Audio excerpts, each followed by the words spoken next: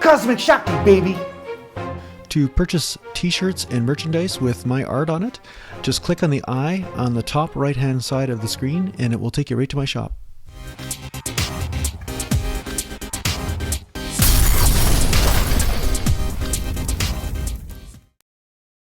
So here I am doing another full body workout. Full body minus the back anyway. I decided not to train back today because I did a heavy back workout the day before.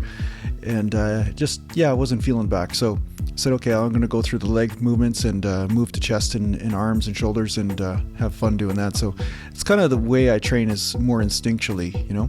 So here I'm doing the one-legged squat. And there are different ways to do the one-legged squat.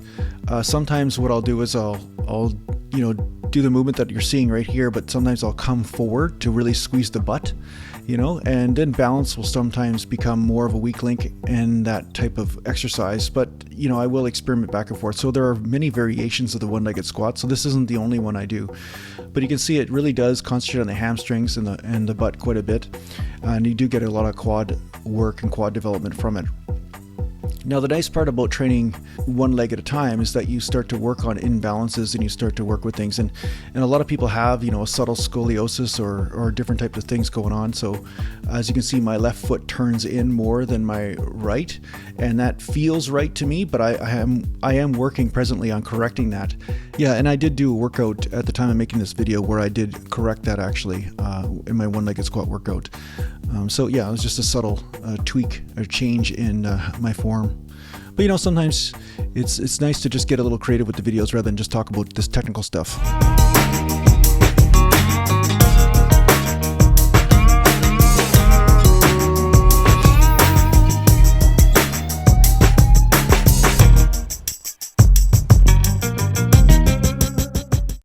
So now that I got that out of the way, now I can start taking this training thing seriously again. So here I am, one-legged squats. The reason why I like one-legged squats so much is because there is constant tension on the muscles, but also constant tension on the stabilizer muscles, those muscles that make sure that you are in balance. If you use a lot of machines, you'll find that you may have an incredible amount of imbalances because you can push with one side more than the other. And there are benefits to working with coordination in your musculoskeletal system, that causes a different effect in the system and it forces your body to have to adapt. So right now I'm just working with one plate here and I'm just still warming up. And it's about time to put 2 plates on.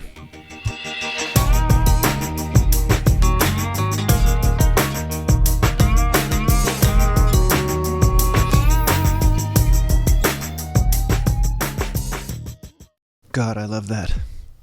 Yeah, if you're just feeling not cool, just videotape yourself and put yourself in slow-mo and just put some sort of grooving music on, and it totally makes you feel better.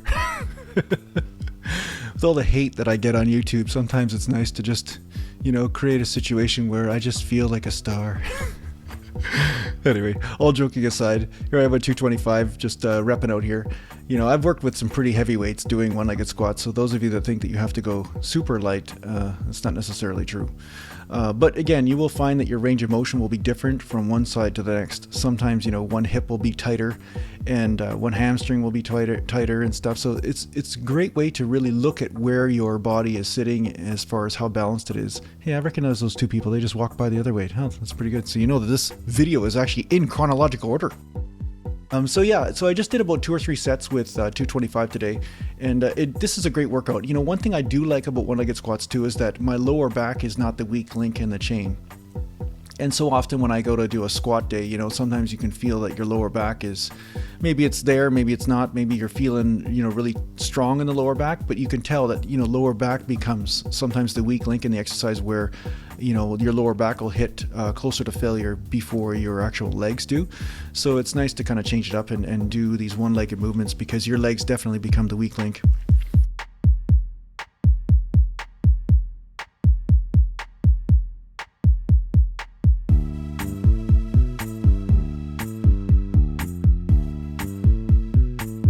So I'm moving over to do some flat dumbbell press, and we've been here before, but I'm just going to stay light today because it feels like my shoulder's been feeling pretty good, but now my pec and everything is starting to adjust to my shoulder moving properly.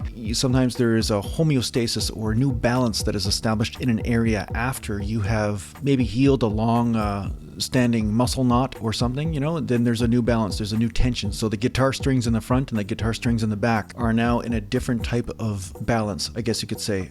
And the ecosystem has changed, okay? So sometimes when that happens, what happens is you need to actually then take your time and do some lighter workouts or some workouts to do with coordination in order to make sure that that new balance is in effect. Because if you have too much strength in the front, too much strength in the back, there's an imbalance going on. That's when injuries can occur, and that's where muscle tears, muscle pulls, that sort of thing. So I've noticed that there was a slight tightness in my pec, so I wanted to make sure that I'm just repping out instead of actually going super heavy and taking a risk with the area there. I just want to make sure the muscle knows what it's doing, Technically speaking, they call it the Golgi tendon reflex in the tendons and the muscle spindle reflex in the muscle. So you want to make sure that these things are all functioning properly. So this is something that you learn in time after you mess yourself up a few times, and or that's the benefit of experience in the field, I guess.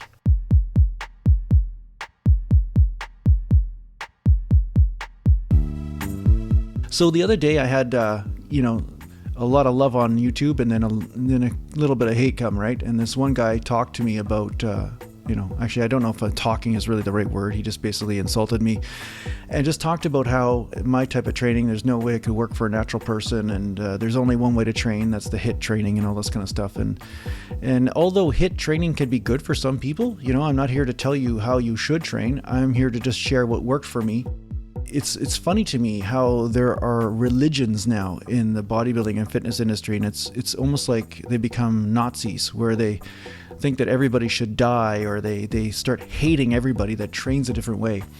I have no idea why this is. I think it has to do more with a lot of people have a lot of fear, and they're actually cowards. They're so afraid of not knowing the secret to life when it comes to bodybuilding that it actually scares the crap out of them if they don't know. So if somebody comes around and does something differently, they feel the need to attack them. So on this channel, really, I just want to, reiterate, I'm sharing what worked for me and what I found worked for me over the years. And it's up to you to use whatever techniques I give you and to cater them to your own individual body and your genetics and how it really works for you, right? And ultimately, I also believe in changing your training up all the time. Sometimes you can do frequent training, and then sometimes you can do, not frequent training. Then you just work a body part once a week and do 20 or 100 sets. I don't care what you do, just experiment, try different things and see what happens, You see, I'm not a fear-based person, so I don't really care about being right. I'm not so concerned. I just know what my experience is, and I just go with that. But I'm not sitting there looking at everybody else and how they are different than me and how they must be wrong because they're different. I'm glad most of the world is different than me. I'm glad that a lot of people are different, because that's how, a rainbow has different colors, right? I mean, that's why this world is a good place, because people are different. There's variation. There's some fun here. So just bear that in mind with all the teachings that I'm giving on this channel. Here what I'm doing is I'm doing the skull crusher, and then what I'm doing is just pressing it out. And you'll notice that I have my fingers right close up to the edge there. You can see my little finger, my pinky is touching the edge of the dumbbell. And that's critical when I want to do the next movement after this French curl. So you can see I'm stretching the long head of the tricep out. I'm just stretching it out, right? Giving a good stretch here. And after I hit failure, or close to failure here, that's why I'm swinging a few of them up here at the end. Now I'm going to press it up, see? And because that dumbbell is hanging down, it still forces my tricep to come heavier or more heavily into the movement instead of actually my front delt really working hard. And of course I'm getting no reps and I look totally wimpy doing it. But the fact is, it's a great way to burn out after doing French curl. You can actually get a little bit extra burn in that tricep by using this technique.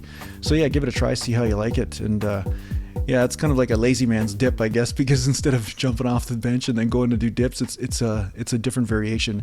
And of course, doing real dips or bench dips or these dumbbell type presses, you will feel subtle differences in the muscle. So it's good to use all of them in your training program.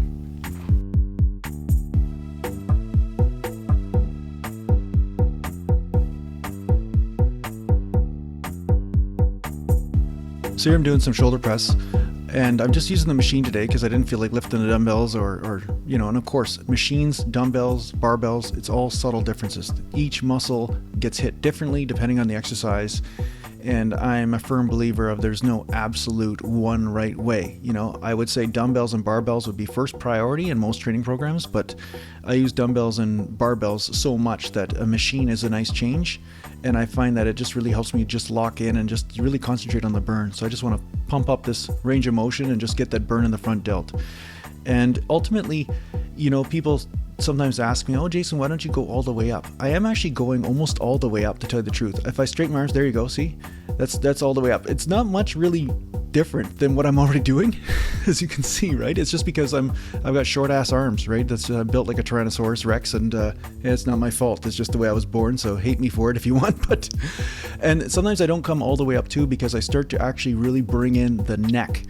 And the neck muscles start to come in, and I start to strain the neck and stuff, and it actually doesn't help me get more of the delt. That could be also caused from my labral tear from my hockey injury. So, you know, again, you have to cater this to you and figure out what is the right way for you, okay? So if coming up more is the right way for you, then do that. Please do it. You know, I'm not saying you have to do it my way, but ultimately this is what I found to be the perfect groove for me for absolute total Conan muscle mass. Well, maybe not Conan muscle mass, but maybe a little bit of muscle mass. I don't know. So anyway, well, thanks a lot for watching, and keep tuning in, and make sure you subscribe and share my stuff if you like it, and any support you give my channel, I really appreciate it. So thanks a lot, and take care for now. Do it your way. Now that I've spoken, let me introduce myself. My name is Thunderdog. DAWG is how it's spelled.